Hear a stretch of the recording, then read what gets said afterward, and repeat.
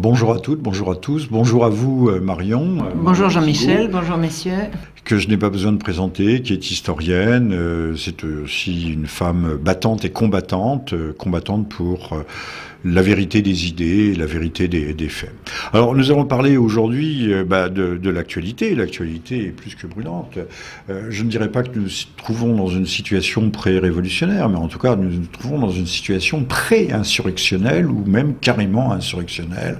Que ce soit la nuit debout, il y a eu hier à Nantes des événements assez violents, mais plus encore rue de Vaugirard. Et comme d'habitude, il faut le souligner, la presse, l'agent journalistique fait extraordinairement bien leur travail de menteur professionnel, menteur par omission, puisque on n'en parle quasiment pas. Alors bien sûr, il y a les inondations, c'est vrai que c'est grave, on ne peut pas dire le contraire. Alors, Marion, allons-y, évoquons ces événements. Alors, moi j'ai regardé ce que pouvait être la horde qui s'est ruée sur des commerces rue de Vaugirard, qui est rentrée dans les boutiques, qui a terrorisé la population. Moi j'ai un regard d'historienne, ça me rappelle quand même beaucoup ce qui se passe avant la chute des Tuileries à Paris, au mois de juin-juillet 1792, quand la foule absolument chauffée à blanc, alors c'est une foule de chômeurs, beaucoup, de gens qui ne sont pas chômeurs, mais qui, par la flambée du prix du pain, n'arrivent plus à se nourrir à bon prix, donc qu'on peut facilement stipendier pour aller... on sait que celui qu'on a appelé Philippe Égalité, qui était en fait le duc d'Orléans, le cousin du roi, a stipendié énormément de manifestants. Stipendié, c'est-à-dire qu'il il les payait. Il les payait, voilà, il faut bien préciser. Il les payait, oui, il les payait pour aller faire le coup de main, pour aller terroriser la population. Et moi, ce que j'ai vu de Vaugirard, ça m'a rappelé notamment ce qui se passait à la veille, les quelques jours avant, disons quelques semaines, une semaine, 2 semaines avant la prise des Tuileries, qui le 10 août 1792, quand les autorités révolutionnaires ont fait venir de Marseille ce qu'on a appelé les fédérés marseillais, qui n'étaient pas du tout fédérés, parce que les fédérés marseillais, à savoir la garde nationale de Marseille, étaient comme la garde nationale d'ici et d'ailleurs, elle était aux frontières.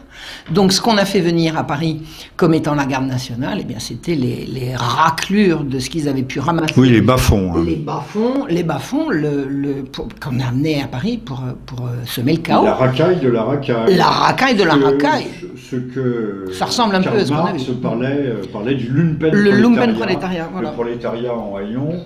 Alors, qui n'était pas forcément, excuse-moi Jean-Michel, c'était pas forcément d'ailleurs ni des Marseillais ni même des Français. Alors, j'allais y venir. Hier, rue de Vaugirard, il y avait soi-disant une centaine de casseurs. Il n'y a pas eu d'arrestation. Ils ont dû, c'est pas moi, c'est pas nous. On n'arrête jamais ces gens-là. C'est curieux. On arrête des Français tout à fait ordinaires dès qu'ils ont. Rouler à 75 au lieu de 70, vous allez voir. Voilà, c'est dramatique, c'est tragique et c'est criminel. On transgresse la loi.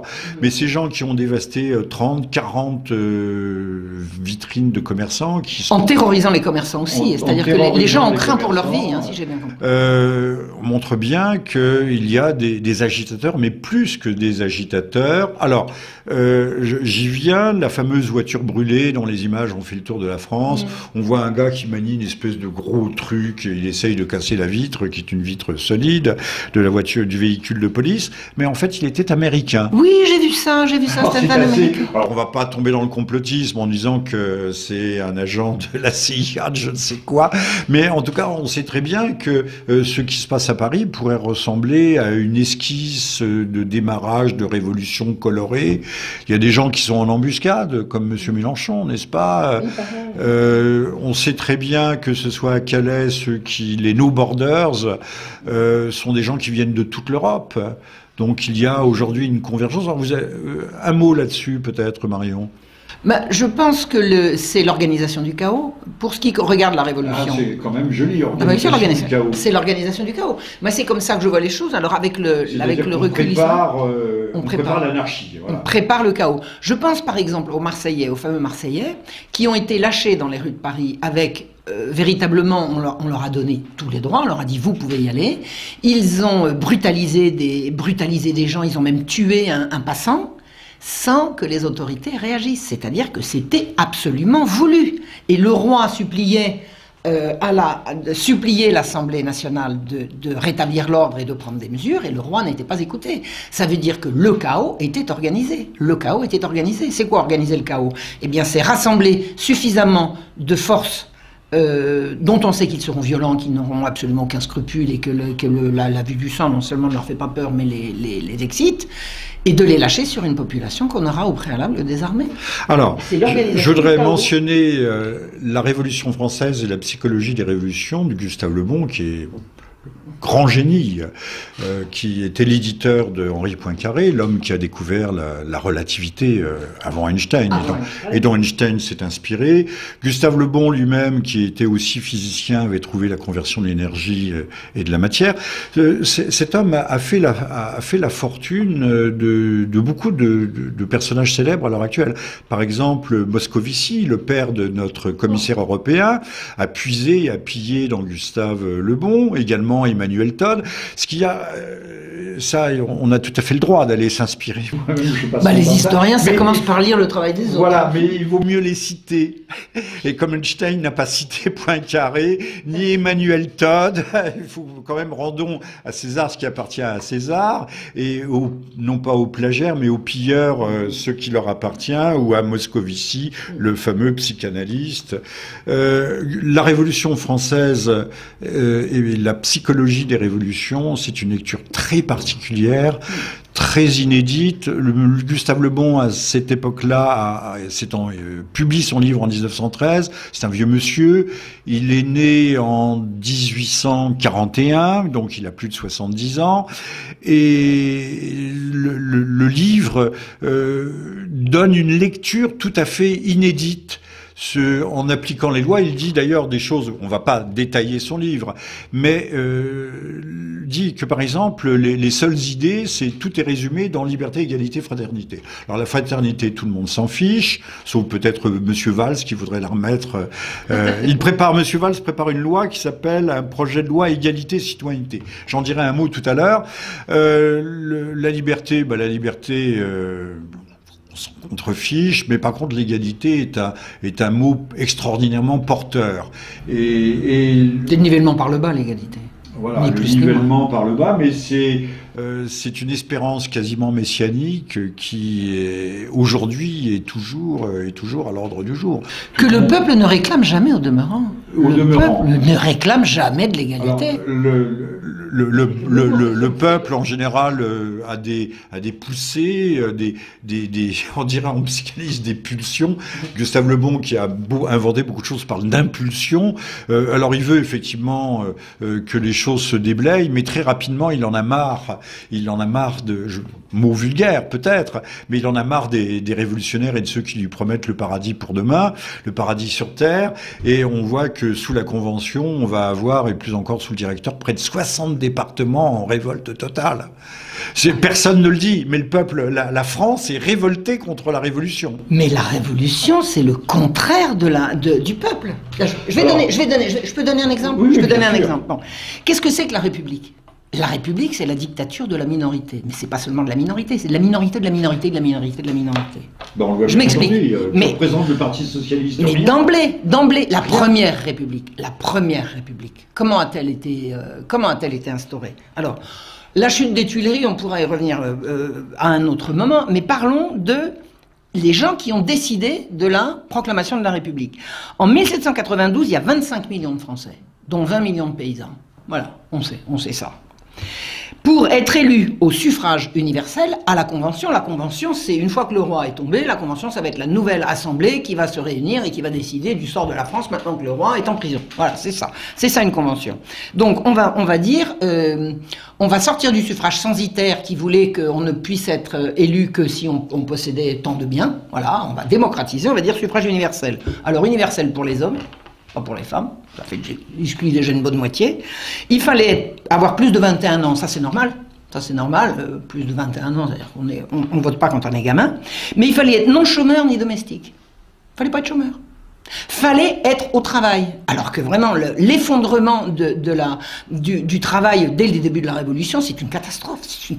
Les gens perdent leur travail puisqu'il n'y a plus de corporation pour les... Il n'y a plus rien. C'est l'anarchie. C'est le règne de l'anarchie et de la terreur. De la terreur. Non mais de la terreur. Incidemment, pas d'historien sans source. Une excellente source sur cette terreur, il faut lire Hippolyte Taine. Non pas la terreur, l'anarchie, le chaos. Sur lequel s'appuie beaucoup Gustave Le Bon. Hippolyte Taine, alors qui n'est pas bon à 100%, parce qu'aucun historien n'est bon à 100%, on pourra y revenir à une autre occasion, mais Hippolyte Taine explique bien cette... Il écrivait à la fin du 19e siècle, voilà. Voilà, donc je reviens il se démarque des autres historiens. Oui, et il a été violemment attaqué par la gauche et brillamment défendu par Augustin Cochin. Alors deuxième source, Augustin Cochin, à lire, toutes affaires cessantes, vous voulez comprendre la Révolution française. Et si l'on veut comprendre les événements actuels, on aurait intérêt à relire la Révolution, l'histoire de la Révolution française et la Révolution bolchevique de 1917. Il faudra que nous y revenions, qui s'est directement inspiré, Marx s'est inspiré de la Révolution française, comme la Révolution jeune turque à Constantinople, qui s'inspire des Jacobins, qui se revendiquent d'ailleurs du jacobinisme. Alors, je reviens, absolument. Donc, je reviens à cette fameuse élection qui va donner naissance à la République. Donc, une fois qu'on a éliminé les chômeurs, les femmes, les nains, les trop jeunes, etc., il ne reste plus que 7 millions. C'est ce qu'on appelle le suffrage universel. Le suffrage universel. Il ne reste plus que 7 millions. Il ne reste plus que 7 millions d'électeurs. Voilà. Bon, mais 7 millions, ça fait quand même encore un nombre. Hein. On va dire que 7 millions va pouvoir diriger éventuellement la France. Voilà. Donc, ces 7 millions... Pour qui vont-ils voter? Ils ne vont pas élire des députés. Ils vont élire des délégués qui vont élire des députés. Suffrage universel, indirect. Et savez-vous quand se sont élus les députés? Non, les délégués. Ils sont élus en assemblée primaire qui se réunissent la nuit, pendant que les gens dorment. Mais la loi Guissot a été votée en pleine nuit.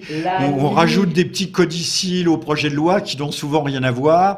Les lois se débattent devant des travées vides avec une dizaine de gugus qui tournent des clés pour voter. Voilà.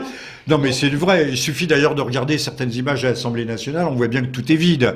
Où sont nos représentants, nos fameux soi-disant députés? On va pas dire qu'ils dorment, ils sont certainement au restaurant, ou je sais pas, avec leur bon ami. Bon, donc ces délégués vont être élus par des assemblées qui siègent la nuit pendant que les gens dorment, et la campagne électorale, parce qu'il y a une campagne électorale, s'est faite pendant les massacres de septembre. Alors je parle de Paris là, dans les campagnes c'était bien évidemment autre chose. Je parle de Paris précisément. Paris c'est quand même 500 000 habitants.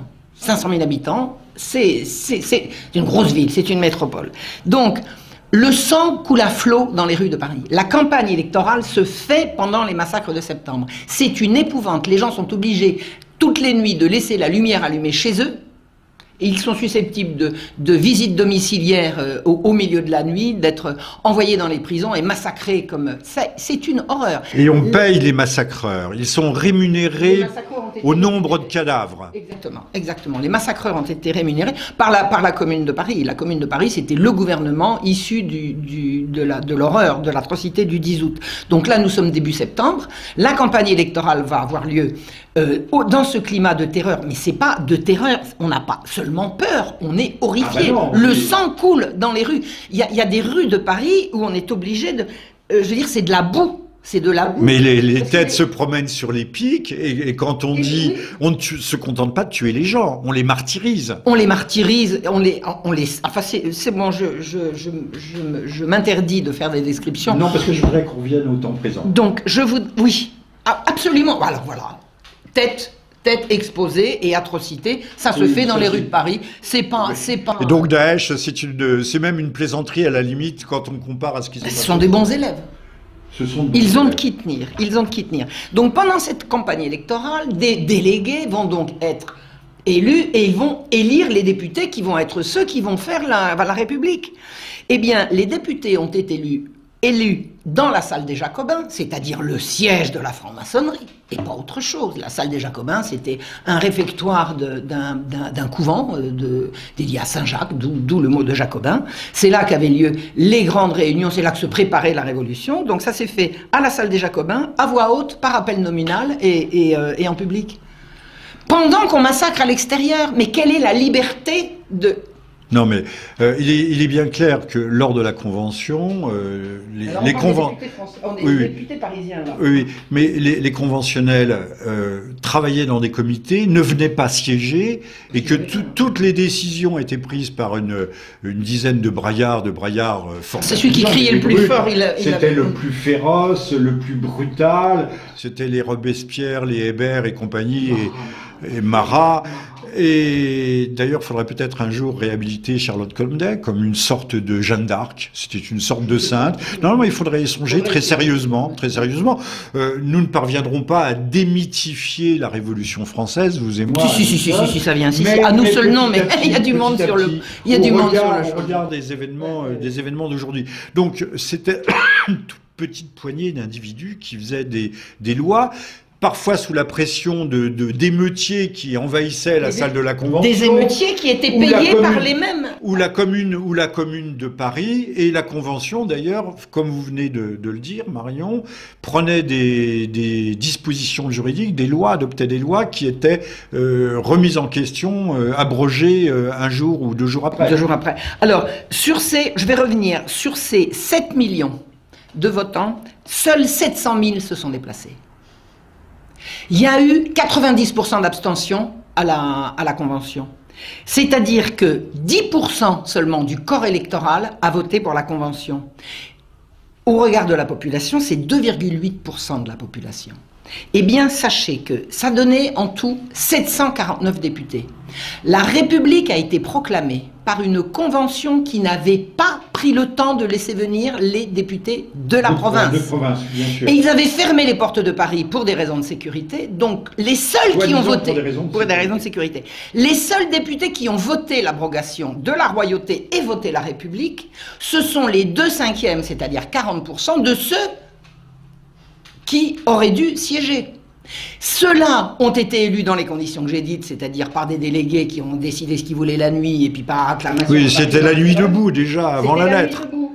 Eh bien, ces gens représentaient en nombre 1,1% de la population. C'est eux qui ont fait la République. La République a été la décision des représentants de 1,1%. Marion, on s'arrête. On va faire le procès de la République actuelle. C'est ça qui nous intéresse aussi. Hein, allons-y. Madame Hidalgo nous annonce qu'elle va établir dans Paris d'abord un camp pour les réfugiés. C'est-à-dire qu'on va installer la jungle à Paris, la jungle de Calais. Alors c'est vrai qu'il y a encore le long de la Seine, il y a il y a des friches, des friches industrielles qui peuvent être occupées, mais à quel titre? À quel titre? Mais c'est plusieurs camps. Et j'entendais des gens bien intentionnés ce matin, je crois que c'était sur France Inter ou France Culture, qui nous disaient mais on va peut-être aussi réquisitionner des logements dans le 16e. Alors j'ai découvert qu'il y avait un projet de loi qui a été enregistré le 19 avril 2016, c'est-à-dire il y a peu de temps, projet de loi propulsé par le Premier ministre et par Madame Cosse, vous savez, je vois bien Madame Cosse, la grosse cocu. Il faut l'appeler par son nom, hein, qui s'appelle Égalité et Citoyenneté. Alors donc c'est promouvoir la liberté des jeunes. Mais qui, quand dans ces articles 30, 35, enfin entre 30 et 35, montre qu'il va y avoir une répression dure, une répression accrue, mais sévère à l'égard des municipalités qui refuseront leur quota de logements sociaux. Les logements sociaux, c'est les 400 migrants, non pas qu'on adopte par jour, mais je crois que c'est par semaine actuellement, qui arriveront d'Italie ou de Grèce, que sais-je, donc 400 migrants, mais qui vont venir s'ajouter aux 200 000 immigrants légaux habituels qui entrent chaque année en France, et aux 200 000 clandestins qui de toute façon entrent en France chaque année. Comment peut-on arrêter ça? Comment peut-on les arrêter? J'entendais le grand altruiste humaniste philanthrope qui nous causait dans le Poste et qui nous disait mais la France est la 5e puissance économique mondiale. Ah bon? Oui, avec 6 millions de chômeurs, avec l'anarchie industrielle qui est en train de s'installer partout. Qui est-ce qui disait ça? C'est qui le grand philanthrope? Un altruiste. Je n'ai pas retenu son nom parce qu'il y en a tellement aujourd'hui qui viennent nous faire la leçon. Donc la France peut faire ça, mais on va surcoup. Il y a une image qui s'impose à moi. On a vu récemment des bateaux avec des migrants surchargés et qui basculent. Et les migrants, tout le monde va à la mer. Spectacle détestable, je vais pas dire atroce, spectacle détestable, spectacle tragique, ben, enfin bon, il faudrait remonter aux causes premières. Hein. Mais c'est, à mes yeux, c'est l'image de la France. À force de surcharger la barque, à un moment donné, elle va se renverser.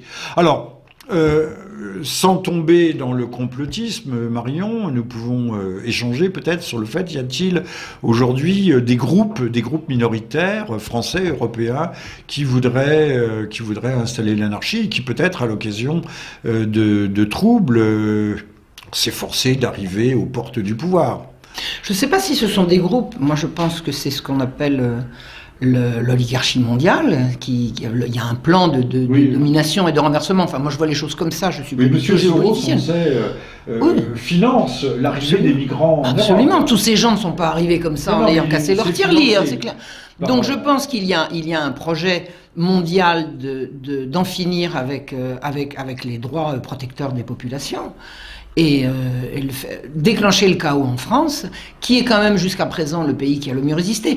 La France est le dernier pays qui a résisté à l'instauration de l'usure et du prêt à intérêt. Voilà. C'est la Révolution française qui a légalisé le prêt à intérêt parce que les rois... À un moment donné, on disait que la France était le pays où il y avait le plus de sidaïques, mais également le plus de nationalitaires souverainistes. Donc la France n'est pas le pays des extrêmes, mais c'est le pays des forts contrastes, dirons-nous. Oui, mais c'est également un pays de longue tradition chrétienne, qu'elle se le revendique ou pas d'ailleurs. Hein. Je me suis rendu compte.